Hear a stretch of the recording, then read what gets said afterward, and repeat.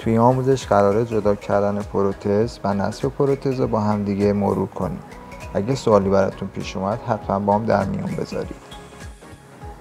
همینطور که داخل تصویر میبینید با دستمال آغشته به ریموور خیلی آهسته پروتز رو از روی سر جدا میکنیم.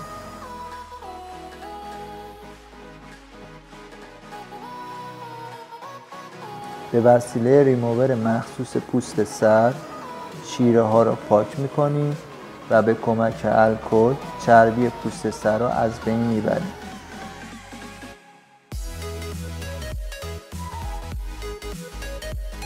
بعد از شستن سر با ماشین موهای روی سر رو کوتاه میکنیم. شما میتونید از شیور یا ژیلت هم استفاده کنیم برای این کار.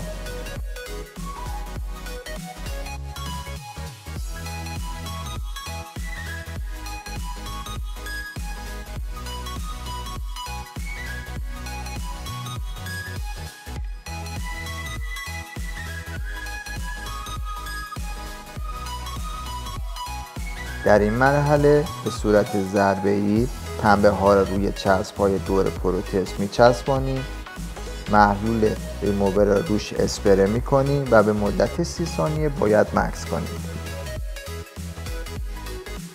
به کمک دستمال کاغذی چسبی که روی خود پروتز چسبیده را از خود پروتز جدا میکنیم. بعد از تمیز کردن پروتز رو باید با آب بلم شستشو بدهیم.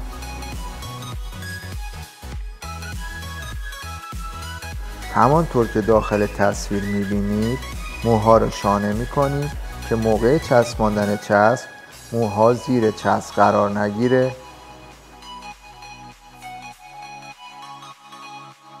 موقع چسباندن چسب پا لبه کار را بلند میکنیم و چسب بعدی را روی اون قرار میدیم. سعی کنید که دستتون رو حتما روش بکشین که قشنگ چسبتون به خود پروتز بچسبه.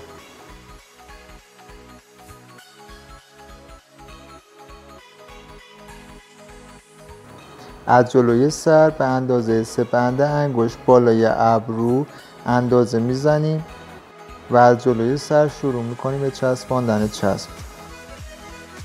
موقع چسباندن سعی کنید که پروتز رو یکم بکشید که هوا داخلش قرار نگیره. من امید سعیدی هستم. ممنونم بابت اینکه تا انتهای کلیپ با من همراه بودید. اگه سوالی براتون پیش اومد حتما با من در میون بذارید.